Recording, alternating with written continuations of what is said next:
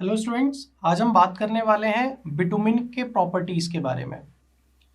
Bitumen as a highway material की properties के बारे में आपको याद होगा, जब हमने अभी पिछले लेक्चर के अंदर हमने बहुत सारी टेस्टिंग की बारे में बात की, हाईवे के अंदर जो एग्रीगेट यूज हो रहे थे, और उसके पहले हमने हाईवे मटेरियल जो कि एग्रीगेट था उसकी प्रॉपर्टीज की बात की थी। उसी पर्टिकुलर मैनर को हम फिर से रिपीट कर रहे हैं, बट उस बार एग्रीगेट था, इस बार हमारे साथ बिटुमिन है। अब हम बिटुमिन को एज अ हाईवे मटेरियल तो यूज कर लें, बट उसकी प्रॉपर्टीज हमें पता होनी चाहिए। अगर प्रॉपर्टी हमारे हिसाब से है तो ठीक है, अदरवाइज हम क्यों ही यूज करेंगे। तो आइए, क्या प्रॉपर्टीज होनी चाहिए, क्या होती हैं, हम एक एक करके हम उसके ऊपर बात करते हैं। ज्यादा नहीं, 2 से 3 पॉइंट में मैं इसको कवर करने की कोशिश करूंगा। तो सबसे पहले मैं बात करूंगा, ये जो बिटुमिनस मटेरियल होते हैं वो ड्यूरेबल होने चाहिए।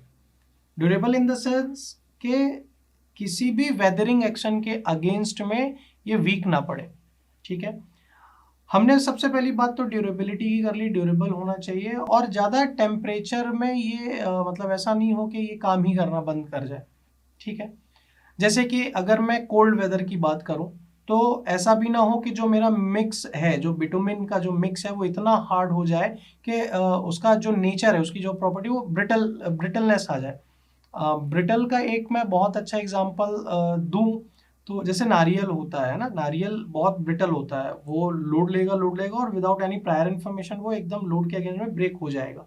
ठीक है, तो हमें इतना भी वेदरिंग एक्शन के अंदर बिटुमिन हार्ड ना हो जाए कि उसके अंदर ब्रिटलनेस आ जाए और उसके अंदर फिर क्रैकिंग डेवलप होने लगे, या फिर हॉट वेदर्स के अंदर वो मिक्स हमारा इतना भी सॉफ्ट ना हो कि वो एकदम मतलब स्टेबल ही ना हो पाए, वो मिक्स ऐसा हो कि स्टेबिलिटी उसके अंदर हो ही ना।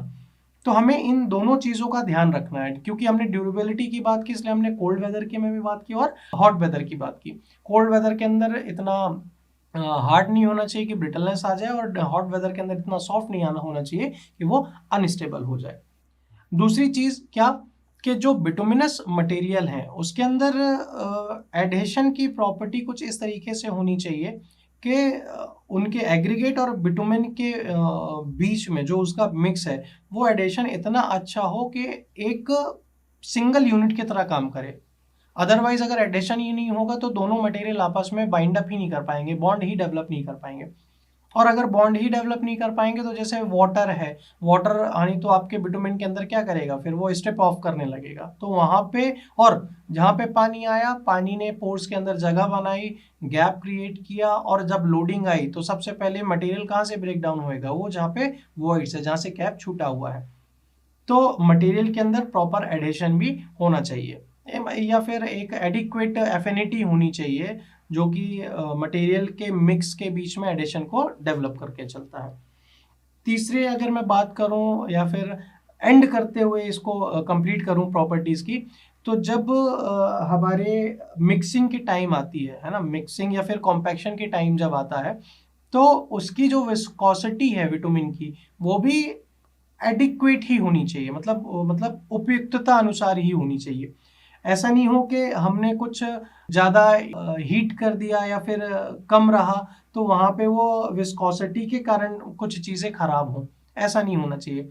अच्छा, इसको हम मेंटेन कैसे करेंगे, जब हम हीट करते हैं बिटुमिन को और एग्रीगेट के साथ जब मिक्स करना होता है, तो वहाँ पे हम कट बैग्स का या फिर इमल्शंस वगैरह का यूज़ करते हैं। मतलब वो डिपेंड करता है कि कौन सा ग्रेड किस हिसाब से, उसके हिसाब से हम इन सारी चीज़ों का यूज़ करते हैं। तो विस्कोसिटी का भी एक बहुत बड़ा रोल होता है। तो ये कुछ प्रॉपर्टीज थी जो कि होनी ही चाहिए बिटुमिन को, ताकि हम उसको as a highway material use कर सकें। तो आज के इस लेक्चर में इतना ही। अगर आपको कुछ भी क्वेरी है तो आप कमेंट करके बता सकते हैं। Thank you very much.